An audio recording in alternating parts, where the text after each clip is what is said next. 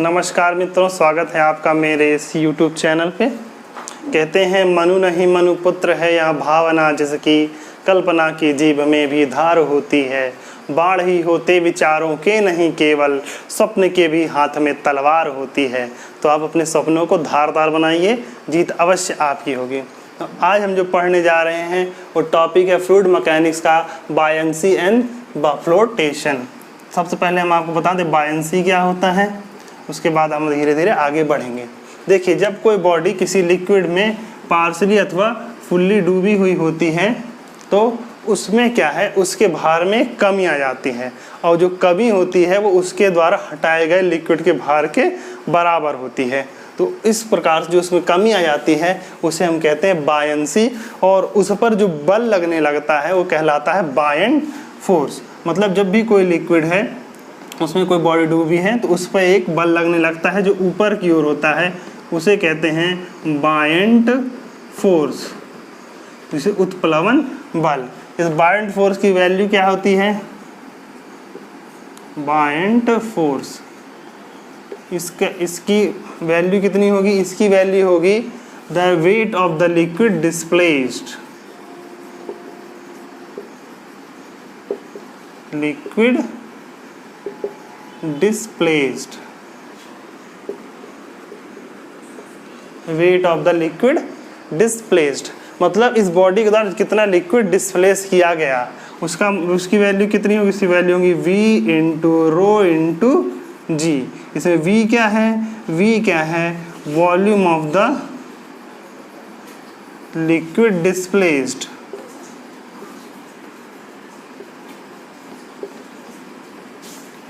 और रो क्या होगा, उस लिक्विड की हो जाएगी rho equal to density of liquid. यहाँ ध्यान रखें कि बॉडी की डेंसिटी नहीं होनी, डेंसिटी ऑफ लिक्विड लेनी है। अब देखो, volume of the liquid displaced कितना होगा, volume of the liquid displace होगा जितना volume of the body submerged है। क्या होगा, वॉल्यूम ऑफ बॉडी सबमर्ज्ड।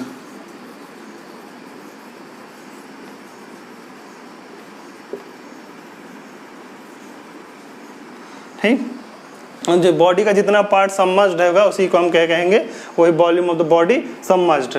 ठीक, या फिर वही इक्वल टू होगा volume of the liquid displaced.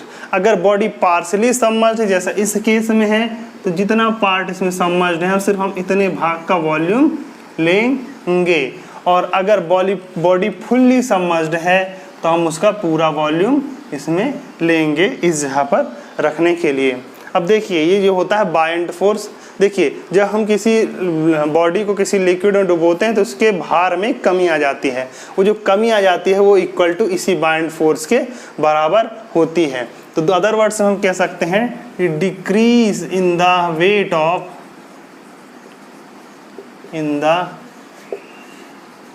Of submerged body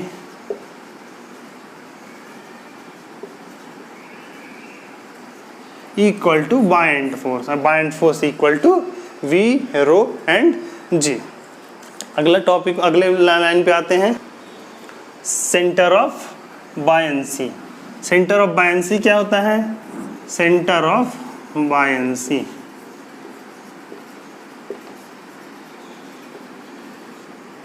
ठीक, ये क्या है, where buoyant force is applying, where. अभी जो हमने बायंट फोर्स निकाला था वो जिस जगह पर अप्लाई हो रहा है, मतलब जहाँ पर उसका इफेक्ट आ रहा है जिस पॉइंट पे, उस पॉइंट को हम लोग कहते हैं सेंटर ऑफ बायंसी। ओके, तो सपोज इस बॉडी है, इस पे जो लिक्विड है उस लिक्विड पे इस जगह पे वर्क कर रहा है सेंटर ऑफ बायंसी, B से डिनोट करते हैं। तो मान लीजिए क्या हो जाता है इसका, ये है सेंटर ऑफ बायंसी है। अब सेंटर ऑफ बायंसी वास्तव में होता क्या है, कहाँ पे अप्लाई होगा, ये अप्लाई होगा centre of gravity of the liquid displaced. ठीक, जो भी सबमर्ज्ड बॉडी में जो लिक्विड डिस्प्लेस किया गया उसका जो सेंटर ऑफ ग्रेविटी है, बॉडी का नहीं, जो उस डिस्प्लेस्ड लिक्विड, मतलब ये जो पार्ट है इस पार्ट का जहाँ सेंटर ऑफ ग्रेविटी होगा वही उसका सेंटर ऑफ बायंसी भी होगा। ठीक। अब इसके आधार पे हम लोग क्या कर सकते हैं, तय कर सकते हैं कि बॉडी स्टेबल इक्विलिब्रियम में रहेगी कि अनस्टेबल या क्या होगा, न्यूट्रल इक्विलिब्रियम में रहेगी। सपोज पहली कंडीशन हम लोग ले लेते हैं जिसमें मान लीजिए सेंटर ऑफ ग्रेविटी है और दूसरी यहाँ पे सेंटर ऑफ बायंसी है, ठीक। तो अगर हम इसको थोड़ा सा डिस्प्लेस करेंगे अपने इस जगह से, थोड़ा सा अपनी जगह डिस्प्लेस करेंगे तो हम देखेंगे कि सेंटर ऑफ बायंसी कहाँ लगती है। सपोज मान लीजिए हमने इसको वहाँ पे डिस्प्लेस करके दिखा रहे हैं आपको,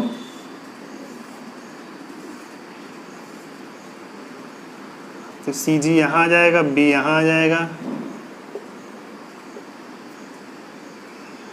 तो बाइंड फोर्स इस डायरेक्शन में लगता है और सी जी पे क्या होता है, सी जी पे बॉडी का भार होता है, बॉडी का सीटी सेंटर ऑफ ग्रेविटी है, तो उसका डायरेक्शन नीचे की ओर होता है। तो ये दोनों मिलकर के एक कपल बना लेंगे और ये कपल क्या है, इसको रोटेट करके इसका डायरेक्शन चेंज कर देगा, इसको पलट देगा। तो इसको हम क्या कहेंगे, अनस्टेबल इक्विलिब्रियम। क्या कहेंगे, अनस्टेबल इक्विलिब्रियम। तो अनस्टेबल इक्विलिब्रियम हो जाता है। यदि दूसरा केस लेते हैं जिसमें बॉडी का सी जी सेंटर ऑफ ग्रेविटी नीचे होता जबकि सेंटर ऑफ बायंसी ऊपर होता और हम इसे अपने स्थान से थोड़ा सा डिस्प्लेस कर दे तो हम पाते सेंटर ऑफ बायंसी ये है, सेंटर ऑफ ग्रेविटी ये है, बॉडी की सेंटर ऑफ ग्रेविटी।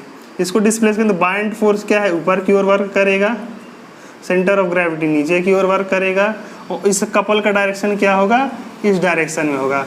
मतलब हमने जिसको जिस डायरेक्शन से टिल्ट किया था वो पुनः उसको उसी डायरेक्शन में ला देगा। तो ये जो कंडीशन प्राप्त होगी ये होगी stable equilibrium.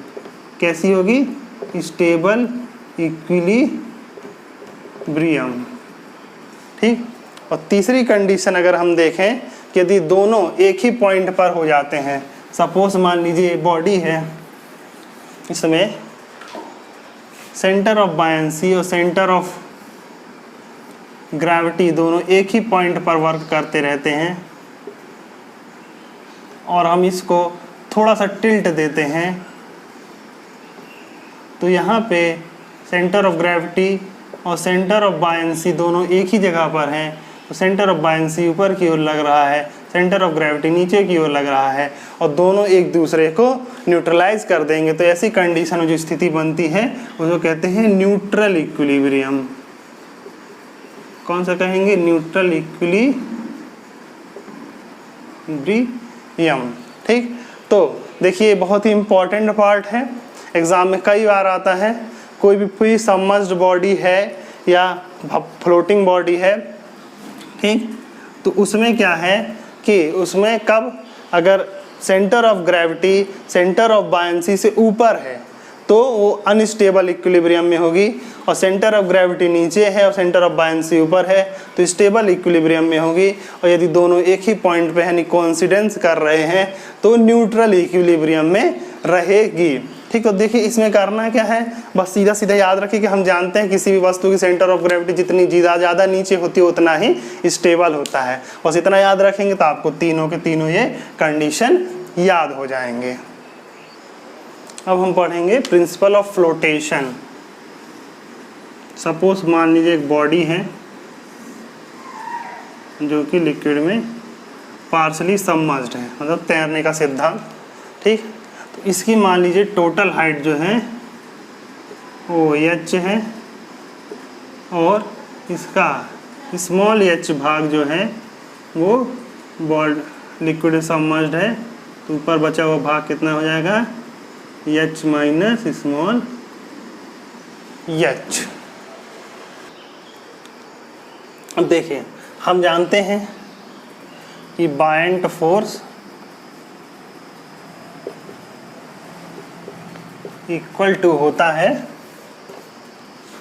Weight of liquid displaced ठीक, ये इक्वल टू हो जाएगा volume of the body into rho into g. Volume of the body, weight of the liquid space कितना है, एच पार्ट है, मान लीजिए इसका जो क्रॉस सेक्शन एरिया है वो A equal to cross section area of body है। ठीक, बॉडी का क्रॉस सेक्शन एरिया ए है, तो ए इंटू हाइट क्या हो जाएगी, इसके लिए हाइट हो जाएगी small h into rho into g, same रहेगा। ठीक, तो ये हो गया इसका बाइंड फोर्स। और वेट ऑफ द बॉडी क्या हो जाएगा, देखिए weight of the body, weight of the body हो जाएगा फिर वही volume of the body into, देखिए यहाँ जो हमने रो लिया है वो लिक्विड का लिया है तो स्मॉल एल लगा लीजिए, rho L equal to density of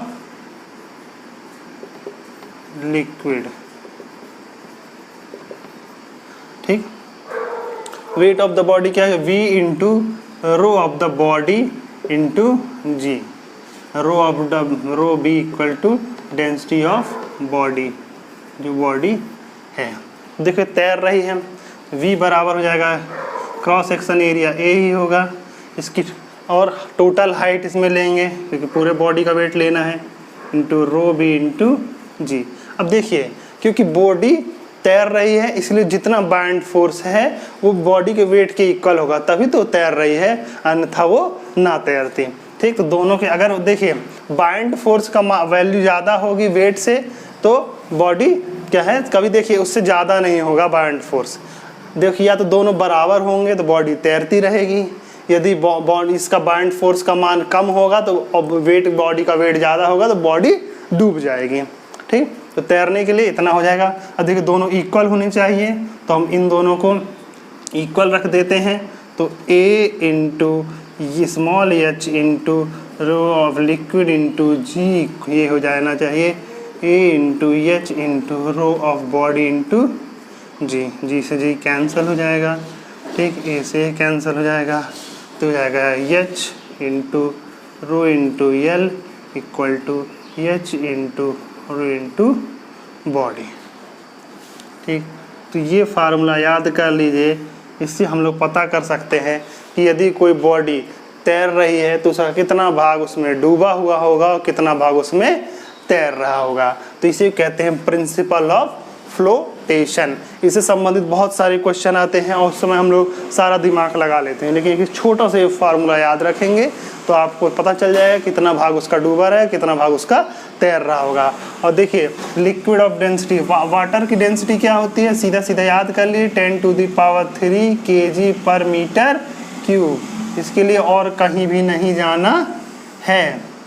और अगर कोई लिक्विड इस प्रकार इसका स्पेसिफिक ग्रेविटी दिया हुआ उसकी डेंसिटी निकालना है तो किसी भी लिक्विड की जो डेंसिटी होती है वो उसकी स्पेसिफिक ग्रेविटी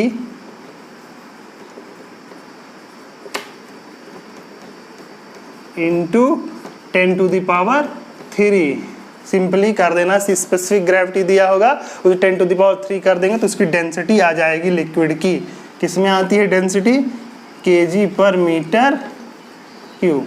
तो इस तरह से ये होता है प्रिंसिपल ऑफ फ्लोटेशन। ये एक सिंपल फार्मूला याद कर लिए, बहुत जगह पे काम आता है, बहुत इंपॉर्टेंट है, बहुत से सवालों को सॉल्व करने आपके काम आएगा। ठीक, तो इससे संबंधित जब भी फ्लोटेशन कोई क्वेश्चन होगा तो उसमें ये फार्मूला जरूर लगेगा। इसके बिना ये फार्मूला और एक दूसरा फार्मूला ये रो वी और जी, ये दोनों फार्मूले के बिना हम लोग मोस्टली बायोलॉजी के सवाल सॉल्व नहीं कर सकते। तो मोस्टली सवाल इसी से संबंधित है, तो इसको आप लोग याद रखिए। अगली जो है हम लोग पढ़ेंगे वो है मेटासेंटर और मेटासेंट्रिक हाइट। सपोज हमारे पास कोई एक बॉडी है जो फ्लोट कर रही है। देखिए मेटासेंट्रिक हाइट फ्लोटिंग बॉडी के ही केसेस में आता है वरना नहीं आता है। ठीक, तो और अपने स्टेबल इक्विलिब्रियम में या फिर स्टेबल होके इसी क्या करती है, फ्लोट कर रही है। अगर मान लीजिए हम इसको थोड़ा सा इसके स्थान से इसको थोड़ा सा हमने क्या कर दिया, इसको थोड़ा सा हमने डिस्प्लेस कर दिया, मतलब थोड़ा सा इस तरफ हमने एक एंगल थीटा पे लगभग बहुत वेरी स्मॉल एंगल थीटा पर इसको हमने इसकी जगह से डिस्प्लेस कर दिया। तो जैसे ये बॉडी है तो बॉडी को हमने इस पे से थोड़ा सा इसे डिस्प्लेस कर दिया, तो ये क्या है अपनी जगह पे इस तरह से ऑसिलेट करने लगती है। तो जिस सेंटर के अबाउट ये ऑसिलेट करना शुरू कर देती है उस सेंटर को ही कहा जाता है मेटा सेंटर। तो यम क्या है यहाँ पे, मेटा सेंटर। क्या कहलाते हैं इसको, यम क्या कहलाएगा, मेटा सेंटर। और सेंटर ऑफ ग्रेविटी, बॉडी की सेंटर ऑफ ग्रेविटी से लेकर के, मान लीजिए बॉडी की सेंटर ऑफ ग्रेविटी को हम लोग कैपिटल जी से दर्शाएं, तो जी से लेकर यम तक की जो हाइट होती है वो कहलाती है मेटासेंट्रिक हाइट। क्या कहलाती है, मेटा सेंट्रिक हाइट। ठीक, तो सीधे सीधे समझना है, यदि हम किसी बॉडी को जो इक्विलिब्रियम में है उसको उसके मीन पोजीशन से थोड़ा सा डिस्प्लेस कर देते हैं तो बॉडी एक सेंटर के अबाउट ऑसिलेट करना शुरू कर देती है, तो उसी को हम लोग कहते हैं मेटासेंट्रिक हाइट। अब मेटासेंट्रिक हाइट वैल्यू होती है जी एम। ठीक, अब देखिए जी एम की वैल्यू क्या होगी। अगर देखिए अब इसमें भी 3 स्टेट होती है, स्टेबल इक्विलिब्रियम, अनस्टेबल इक्विलिब्रियम और न्यूट्रल इक्विलिब्रियम। ठीक, ओके। अब देखिए सीधे सीधे सिंपल है, हम जानते हैं कि जी जितना नीचे होगा वो उतना स्टेबल होगी। तो स्टेबल इक्विलिब्रियम क्या होना चाहिए, एम अबव जी। यम की वैल्यू, यम जो होता है मेटासेंट्रिक हाइट, मेटासेंटर जो होना चाहिए वो सेंटर ऑफ ग्रेविटी से ऊपर होना चाहिए। अनस्टेबल इक्विलिब्रियम में यम जो होना चाहिए वो उसके बिलो होता है।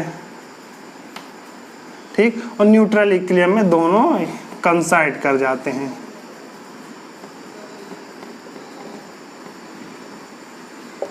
ठीक, तो ये होता है मेटासेंटर होता है। अब देखिए क्या है कि बॉडी जो है अलग अलग पोजीशन में अलग अलग तरह रिएक्ट करती है। जैसे मान लीजिए बॉडी इस तरह है और इसको हम थोड़ा सा इस डायरेक्शन में टिल्ट दें तो इस तरह से ये क्या करने लगेगी, ऑसिलेट करने लगेगी। और बॉडी अगर इस तरह से हम इस तरह, तो ये इस तरह से ये ऑसिलेट करने लगेगी। तो अलग अलग कंडीशन में मेटासेंटर हाइट की वैल्यू अलग होती है। और कि मेटासेंट्रिक हाइट जो हम लोग पढ़ते हैं तो मोस्टली जो होता है वो हम लोग जहाज के केस में पढ़ते हैं। सपोज ये देखिए कोई जहाज है, यदि हम इसका साइड व्यू है या एलिवेशन मान लीजिए, इसका टॉप व्यू है। ठीक, यदि हम इसको इस कंडीशन से थोड़ा सा डिस्प्लेस करें तो जहाज क्या है इस तरह से अगर मूवमेंट करने लगेगा, मतलब इस तरह से अगर मूवमेंट करने लगता है तो ये कहलाता है पिचिंग। क्या कहलाता है, ये पिचिंग कहलाता है। और यही बॉडी, यही अगर इसके इसका अगर मान लीजिए जहाज का हम ये साइड व्यू ले लें और इसके अबाउट अगर ये मूवमेंट कर रहा है तो इसी को हम लोग कहते हैं रोलिंग। और अगर इसके सापेक्ष करने लगेगा तो इसी को हम लोग कहेंगे स्टीयरिंग। ठीक, सपोज मान लीजिए ये जहाज है ये, ठीक, तो इसको अगर हम लोग थोड़ा सा डिस्प्लेस करें तो इस तरह से मूवमेंट करने होते हैं, इसको कहते हैं पिचिंग। और जहाज का साइड व्यू है, इसको यहाँ से डिस्प्लेस करेंगे तो इस तरह से मूवमेंट करने लगेगा, तो इसको हम लोग कहेंगे रोलिंग, क्योंकि रोल होने लग रहा है। ठीक, और ये अगर जहाज इस तरह से है और ये इस तरह से मूवमेंट करने, इसको स्टीयरिंग। देखिएगा हम जहाज ये है, ये जहाज ऐसे जा रहा है तो ये इस तरफ मोड़ते स्टीयरिंग, जैसे गाड़ी की स्टीयरिंग होती है उसी तरह स्टीयरिंग कहते हैं। और इस तरह से अगर होने लगता है तो इसको कहते हैं रोलिंग कहते हैं। ठीक, और इस तरह से अप एंड डाउन होने लगता है तो इसको हम कहते हैं पिचिंग। तो अलग अलग कंडीशन है, मेटा सेंटर की हाइट अलग अलग, तो अलग अलग कंडीशन में अलग अलग होती है। तो जो मेटा सेंट्रिक हाइट होती है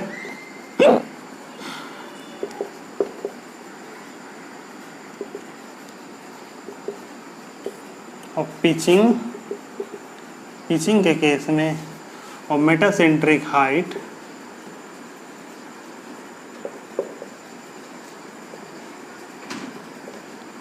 रोलिंग के केस में देखिए किस कंडीशन में हमको मेटासेंट्रिक हाइट ज़्यादा रखनी चाहिए। तो देखिए पिचिंग के केस में मेटासेंट्रिक हाइट ज़्यादा होती है, जबकि रोलिंग के केस में मेटासेंट्रिक हाइट कम होती है, क्योंकि उसका एरिया कम होता है ना दोनों तरफ से।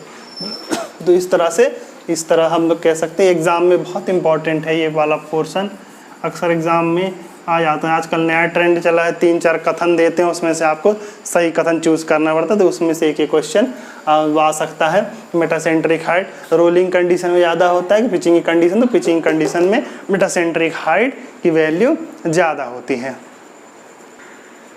अब देखिए तो टाइम पीरियड ऑफ ऑसिलेशन, ठीक। अब देखिए हमने कहा कि जब मेटासेंट्रिक हाइट के अबाउट ऑसिलेट करता है तो टाइम सेंटर होता है, उसकी वैल्यू होती है 2π√k² g। यहाँ देखिए k की वैल्यू है लीस्ट रेडियस ऑफ गायरेशन, हमने जो पढ़ते हैं m², ठीक। gm equal to metacentric height and g equal acceleration due to gravity, ठीक। तब देखिए इसमें t मतलब टाइम पीरियड जितना कम होगा स्टेबिलिटी उतनी अधिक होगी, ठीक। स्टेबिलिटी उतनी अधिक होगी। तो टाइम पीरियड ऑफ ऑसिलेशन कम होने के लिए क्या होना चाहिए, ये कम हो, इसके लिए जीएम की वैल्यू क्या होनी चाहिए, ज़्यादा होनी चाहिए। मतलब मेटासेंट्रिक हाइट की वैल्यू क्या होनी चाहिए, ज़्यादा होनी चाहिए। तो ऐसा सीधा सीधा ये समझ लीजिए कि जिस बॉडी की मेटासेंट्रिक हाइट की वैल्यू जितना ज़्यादा होगी उसकी स्टेबिलिटी उतनी ही ज़्यादा होगी और उसका टाइम पीरियड ऑफ ऑसिलेशन उतना ही कम होगा, ठीक। तो हम लोग को क्या करना है, सीधा सीधा समझिए। तो हम लोग कह सकते हैं कि वो मेटासेंट्रिक हाइट क्योंकि पिचिंग की क्या है ज़्यादा है, जबकि रोलिंग की क्या है कम है, तो जो शिप होता है वो पिचिंग की कंडीशन में अधिक सेफ होता है, अधिक स्टेबल होता है, यानी उसके पलटने के चांसेस कम होते हैं, जबकि रोलिंग कंडीशन में उसके पलटने के चांसेस ज़्यादा होते हैं। अब मेटासेंट्रिक हाइट को बढ़ा कैसे सकते हैं, मतलब जीएम की वैल्यू हमको ज़्यादा रखनी है।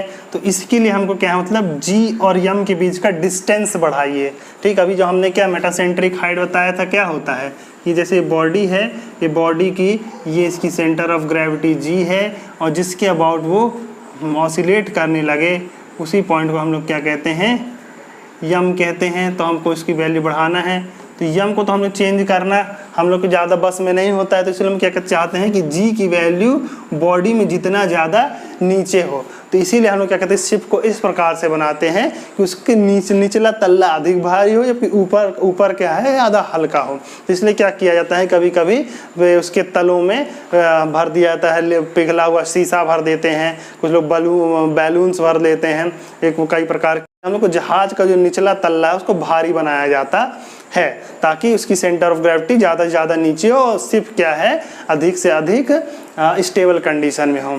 तो आज के लिए इतना ही। तो यह है बायंसी एंड फ्लोटेशन, इससे संबंधित सवाल आप लोग हल करते रहिए। देखिए हम आपको बेसिक बता रहे हैं, लेकिन आप जितना ज़्यादा प्रैक्टिस करेंगे आप उतने ही परफेक्ट होते जा रहे हैं, क्योंकि practice makes a man perfect. तो जितने ज़्यादा क्वेश्चन सॉल्व करेंगे आप उतने ही तेज होंगे, उतने ही क्रिस्प होंगे। और देखिए एग्जाम के समय सबसे महत्वपूर्ण होता है, इसीलिए आपको खुद को इस तरह बनाना है कि जैसे ही क्वेश्चन देखें, क्वेश्चन को देखते ही आपको आंसर दिमाग में तुरंत टिक कर जाना चाहिए, तुरंत ही उसकी विधि ट्रिक कर जानी चाहिए। तो इस प्रकार से हम लोग कर सकते हैं। तो तैयारी करते रहिए, जीत आपकी निश्चित ही होगी। किसी प्रकार के प्रश्न के लिए आप नीचे कमेंट कर सकते हैं, मेरा टेलीग्राम ग्रुप ज्वाइन कर सकते हैं for any query and suggestion. तो इस वीडियो को लाइक करें, वॉच करें, शेयर कीजिए, अपने मित्रों को भी बताएं ताकि आपके मित्र भी इसमें सिलेक्ट हो सकें। तो आज के लिए इतना ही। तो कोई भी लक्ष्य बड़ा नहीं, हारा वही जो लड़ा नहीं। धन्यवाद।